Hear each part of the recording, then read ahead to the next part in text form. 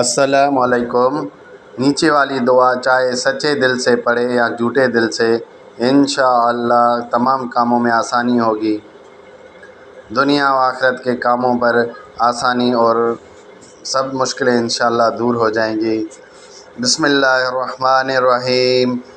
حسبی اللہ لا الہ الا هو علیہ توکلت وہو رب العرش العظیم۔ حسبی اللہ لا الہ الا هو علیہ توکلت وہو رب العرش العظیم۔ ترجمہ: اللہ تعالیٰ ہی مجھے کافی ہے، اس کے علاوہ کوئی عبادت کے لائق نہیں ہے۔ اس پر میں نے بھروسہ کیا اور وہ عظیم عرش کا مالک ہے۔